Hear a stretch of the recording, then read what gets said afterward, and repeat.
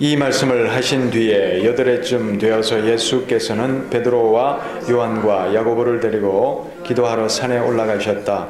예수께서 기도하고 계시는데 그 얼굴 모습이 변하고 그 옷이 눈부시게 희어지고 빛이 났다. 그런데 갑자기 두 사람이 나타나 예수와 더불어 말을 하고 있었다. 그들은 모세와 엘리야였다. 그들은 영광에 쌓여 나타나서 예수께서 예루살렘에서 이루실 일, 곧 그의 떠나가심에 대하여 말하고 있었다. 베드로와 그 일행은 잠을 이기지 못해서 졸다가 깨어나서 예수의 영광을 보고 또 그와 함께 서 있는 그 두 사람을 보았다. 그 두 사람이 예수에게서 막 다가가려고 할 때에 베드로가 예수께 말하였다. 선생님, 우리가 여기서 지내는 것이 좋겠습니다. 우리가 초막셋을 지어서 하나에는 선생님을, 하나에는 모세를, 하나에는 엘리야를 모시겠습니다. 베드로는 자기가 무슨 말을 하는지도 모르고 그렇게 말하였다. 그가 이렇게 말하고 있는데 구름이 일어나서 그 세 사람을 휩쌌다. 그들이 구름 속으로 들어가니 제자들은 두려움에 사로잡혔다. 그리고 구름 속에서 소리가 났다. 이는 내 아들이요 내가 택한 자다. 너희는 그의 말을 들어라. 그 소리가 끝났을 때에 예수만이 거기에 계셨다. 제자들은 입을 다물고 그들이 본 것을 얼마 동안 아무에게도 알리지 않았다. 아멘. 예수님의 모습이 변화되는, 소위 말하면 이제 변화산 사건이라고 그러잖아요. 자, 여기 보시면 예수님이 베드로, 요한, 야고보 이 세 명의 제자를 데리고 산에 올라가시는데 이 세 제자는 특별히 예수님이 중요한 곳에 가실 때 같이 동행하는, 아마 예수님의 가장 예수님을 잘 따르던 그런 제자였던 것 같아요. 그래서 이 세 제자 이름이 성경에 보면 예수님을 주로 이렇게 따라다니는 것을 볼 수 있습니다. 자, 29절 기도하고 계시는데 모습이 변했어요. 그 옷이 눈부시게 희어지고 빛이 납니다. 그런데 갑자기 두 사람이 나타났는데 그 두 사람이 누굽니까? 모세와 엘리야, 이 두 사람이 나타났죠. 그들은 영광에 쌓여 나타나서 예수께서 예루살렘에서 이루실 일, 그의 떠나가심에 대하여 말하고 있었다. 예수님과 모세와 엘리야가 무슨 얘기를 하고 있었다고요? 예수님의 떠나가심. 떠나가심이 뭡니까? 십자가, 죽음을 말씀하고 있는 겁니다. 그런데 이 영광이라는 단어하고 떠나가심, 다른 말로 하면 죽음, 이게 맞지를 않잖아요. 그렇죠? 그런데 영광 가운데 나타나서 무슨 말씀을 하셨다고요? 죽으실 것을 말씀하셨다. 이렇게 돼 있죠. 그래서 이 영광과 그러면 십자가, 죽음이 무슨 관계가 있느냐? 무슨 관계가 있을까요? 이 영광이라는 것은 어떻게 보면 좋다, 감격스럽다, 영광스럽다, 이렇게 우리가 어떻게 보면 존경하고 흠모하고 우러러보고 이제 그게 영광이잖아요. 그런데 십자가는 어떻습니까? 정반대죠. 끔찍한 사형틀이고 거부하고 싶고 안 줬으면 좋겠고, 그런데 영광 가운데 나타나셔서 십자가를 말씀하셨다. 이것은 뭐냐면 십자가는 결국 뭐다? 영광입니다. 십자가는 영광입니다. 왜 그러냐면 십자가가 죽음이고 또 모든 것을 잃는 것이지만 십자가를 거치지 않고는 모든 백성을 구원하는 하나님의 구원 역사가 이루어지지 못합니다. 십자가를 통해서만 우리가 하나님 계신 저 영광의 자리로 나아갈 수가 있는 것입니다. 그렇기 때문에 십자가는 사형틀이지만 반면에 한편으로는 영광입니다. 하나님의 영광을 여는 어떻게 키워드, 문이라고 할 수 있죠. 그래서 십자가를 통해서만 그 영광의 길이 열리는 것이죠. 자, 그래서 이 모세와 엘리야가 영광 가운데 나타나서 죽으심을 말씀하고 계시다. 그러니까 이제 아마 이 모세와 엘리야는 예수님이 이제 어떻게 돌아가실 거고 어떤 죽음을 하실 거고 이런 것들을 구체적으로 알려주러 온 사람인 것 같아요.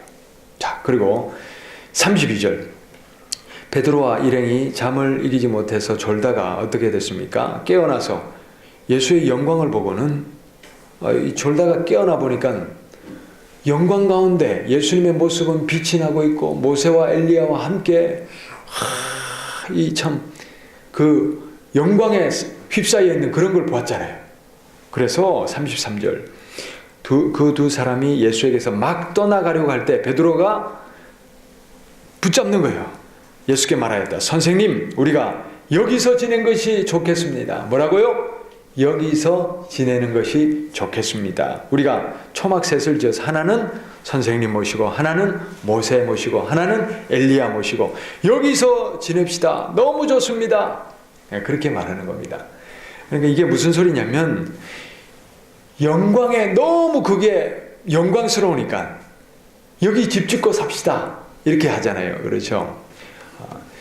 자, 이 땅에 임한 그 예수님도 모세도 엘리야도 그들의 영광이 그렇게 감격스러워서 거기 집 짓고 살 정도가 된다면 하나님의 영광은 얼마나 감격스럽겠습니까? 하나님의 영광은 얼마나 감격스럽겠습니까? 그래서 계시록에 보면 하나님의 영광이 비추어서 그래서 그 영광의 빛이 비추는 곳마다 보석처럼 그렇게 빛이 나는 것이 천국이라 그렇게 말씀하고 있습니다. 보석으로 치장을 해서 그런 것이 아니라 성경을 잘 읽어보면 그 하나님으로부터 영광의 빛이 나와서 그 빛이 비추는 것은 모든 곳이 다 어떻다고요? 반짝반짝 빛이 나요. 그래서 다시는 거기에는 어둠을 찾아볼 수가 없다. 베드로가 이 영광을 보고는 감격해서 여기 집 짓고 삽시다. 이렇다면 천국은 어떻겠냐는 거예요. 너무나 감격스러워서 너무나 황홀하고 너무나 기쁘고 그 기쁨이 언제까지 간다? 한 사흘? 일주일? 영원히. 매 순간 그 감격과 영광이 영원히 가는 것이 천국입니다. 그래서 천국이 천국입니다. 하나님이 계셔서 생명의 근원이시고 영광의 근원이신 하나님이 계신 것, 그 하나님과 함께 영생하며 살 수 있는 것, 그래서 천국이 천국입니다. 좋은 집 짓고 좋은 차 타고 좋은 것 먹고 보석으로 치장되어 있고 그래서 천국 아닙니다. 그것은 이 땅의 정욕적인 가치를 그대로 천국에 옮겨 놓으려는 아주 나쁜 발상입니다. 성경은 그렇게 얘기하지 않아요. 천국이 천국 되는 이유는 하나님이 계시기 때문에, 하나님이 그 장막에 우리가 함께 살기 때문에. 너무나 좋은 사람하고 옆에만 있어도 감격스럽잖아요. 그런데 하나님하고 영원토록 같이 산다니까요. 상상이나 되겠습니까? 그것이 바로 천국입니다. 자, 우리가 그런 천국을 사모하며 살기를 바랍니다. 자, 그런데 베드로가 이 영광에 취해 있다 보니까 뭐라고 하냐면 여기 집 짓고 삽시다 이런 얘기를 합니다. 자, 그러나 여기 집 짓고 살면 됩니까? 안 되죠. 모세 엘리야 붙잡아 놓고 예수님 거기다 집 지어가지고 거기다 모셔놓고 우리 같이 삽시다, 이거는 안 되죠. 그래서 이들이 있어야 할 자리는 지금 여기 취해가지고 여기 머물고 있어서는 안 되고, 이 사람들이 있어야 할 자리는, 베드로와 제자들이 있어야 할 자리는 어디입니까? 사명의 자리죠. 사명의 자리. 사명의 자리에 가 있어야 됩니다. 그래서 우리가 자칫하면 영광에 또는 감격에 이렇게 취해 있다 보면 사명을 잃기가 쉽습니다. 아, 좋다. 너무 좋다. 우리가 이렇게만 취해 있다 보면 진짜 해야 될 사명을 잃기가 쉽다는 거예요. 그게 이제 교회도 마찬가지예요. 교회가 사랑이 있고 또 서로 나눔이 있고, 아, 좋다. 우리 교회 좋다. 여기에만 취해 있으면 안 되죠. 그게 전부가 돼서는 안 됩니다. 우리의 자리는 사명의 자리입니다. 우리 삶의 자리고, 거기에서 우리가 여기서 받은 은혜와 사랑, 이 성령의 충만함을 가지고 삶의 자리에서 나누고 복음 전하고 영혼 구원하고 생명 회복시키고, 그게 바로 우리의 사명입니다. 그래서 우리가 머물러야 할 자리가 어디냐, 우리가 이것을 잘 깨달을 수 있기를 바랍니다. 34절 말씀, 그가 이렇게 말하고 있는데 구름이 일어나서 그 세 사람을 휩쌌다. 그들이 구름 속으로 들어가니 제자들은 두려움에 사로잡혔다. 그리고 구름 속에서 소리가 났다. 이는 내 아들이요 내가 택한 자다. 너희는 그의 말을 들어라. 자, 여기서 구름 속에 휩싸여 가지고 그 놀라운 광경 속에서 소리가 나는데 어떤 소리가 났다고요? 이는 내 사랑하는 아들이다. 너희는 그의 말을 들어라. 지금 베드로가 왜 이렇게 눈이 휘황찬란해졌습니까? 왜 휘황찬란해졌습니까? 모세와 엘리야를 보고, 그렇죠? 예수님은 그전에도 계속 봤잖아요. 그런데 누가 나타났기 때문에? 모세와 엘리야가 영광 중에 나타나니까 우와, 여기 집 짓고 삽시다. 지금 이러고 있는 거예요. 자, 그런데 정말 우리가 주목하고 정말 이 제자들이 주목해야 할 사람은 모세도 아니고 엘리야도 아닙니다. 누굽니까? 예수님을 향한 시각을 놓치면 안 됩니다. 지금 베드로가 그동안 예수님하고 늘 동행했지만 이 영광 앞에서 좋습니다. 여기 집 짓고 삽시다. 이것은 뭡니까? 순간적으로 예수님을 놓친 거예요. 그 영광, 모세와 엘리야가 가져온 그 영광, 예수님의 변화된 그 빛, 그런 모습 앞에서 그냥 여기 집 짓고 삽시다. 이렇게 돼버린 거예요. 그래서 소리가 나는 거예요. 하나님이 말씀해 주시는 거예요. 너희가 주목해야 될 사람은 내 아들이다. 내 아들이다. 너희는 그의 말을 들어라. 할렐루야. 우리가 정말 주목해야 될 분은 예수님입니다. 예수님입니다. 그래서 교회도 또 어떤 세상의 권세도 다른 인간이 앞서서는 안 됩니다. 인간이 예수님의 권세를 가로채서는 절대 안 됩니다. 그게 이제 타락입니다.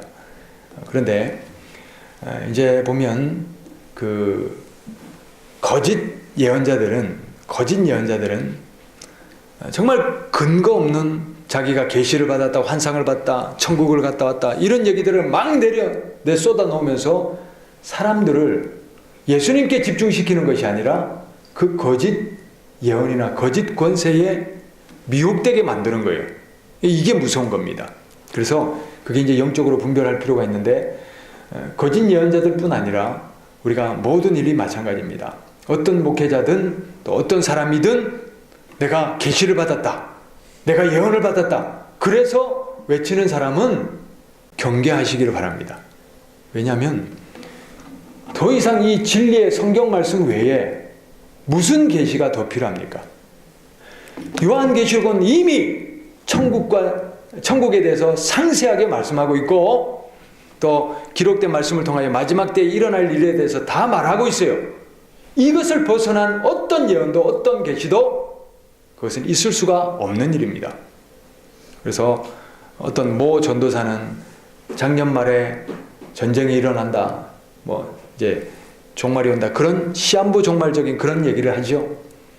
시한부 종말은 100의 100 다 가짜입니다. 거짓입니다. 왜냐하면 예수님도 그 때와 시는 알지 못한다, 그렇게 얘기하고 있기 때문입니다. 그래서 그런 것에 미혹되면 안 됩니다. 다만 마지막 때에 우리는 도둑과 같이 예수님을 맞이하면 안 되잖아요. 거룩한 신부로 깨어서 예수님을 맞이해야 되잖아요. 그래서 마지막 때에 일어날 징조에 대해서는 마태복음 24장에도 그렇고 계시록에도 그렇고 알려주셨지요. 그렇기 때문에 알려주신 것 가지고 지금 이때구나, 정말 마지막 때가 가까이 오구나, 준비해야 되겠다, 이렇게 깨어서 준비할 수 있도록 그것은 일러주시지만 언제 몇 날 며칠 몇 월 며칠이다, 그것은 알려주신 적도 없고 알려주시지도 않습니다. 그래서 우리가 그것에 미혹되면 안 됩니다. 그래서 이제 시한부 종말론이 생기고 그것 때문에 많은 사람들이 미혹되는 겁니다. 그래서 우리가 주목해야 될 분은 예수님이에요. 어떤 인간도 아니에요. 어떤 계시도 아니에요. 환상도 아니에요. 우리가 예수님의, 그리고 이 성경 말씀에 우리가 집중하고 너희는 그의 말을 들어라. 예수님이 말씀해 주신 이 생명의 말씀에 귀를 기울일 수 있기를 바랍니다. 우리가 오늘 이 말씀을 통해서 우리가 깨달을 수 있는 것이 뭐냐면 영광에만 도취되어 있으면 사명도 잃어버리고 진리도 못 봅니다. 그래서 우리가 어떤 환상, 어떤 계시 또는 우리가 좋다, 너무 좋다 여기에만 매달리고 머물러서는 안 됩니다. 이 제자들은 지금 여기에 도취되어서 여기 집 지읍시다 그렇게 얘기해서는 안 됩니다. 그러면 어떻게 됩니까? 가까이 계신 진리이신 예수님, 예수님이 늘 그와 함께 있잖아요. 예수님이 그들 곁에 있잖아요. 그러면 너희는 그의 말을 들어라. 예수님 모시고 날마다 그 말씀을 따라서 예수님이 일러주신 대로 사명 감당하면 되는 거예요.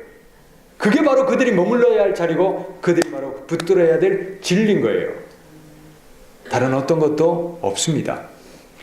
우리가 가까이 계시는 예수님, 내게 주신 생명의 말씀인 성경, 내 안에 모시고 있는 성령님, 그분을 우리가 더 가까이 모시고 말씀을 따라서 주시는 말씀을 따라서 순종하며 매일매일 그렇게 살아가는 것, 성실하게 능력 있게 또 사명 감당하고 살아가는 것, 그것이 바로 우리가 머물러야 할 자리입니다. 그래서 우리가 예수님을 날마다 모시고 예수님과 동행하며 한 걸음 한 걸음 성실하게 살아가시는 믿음의 권속들이 다 되시기를 바랍니다.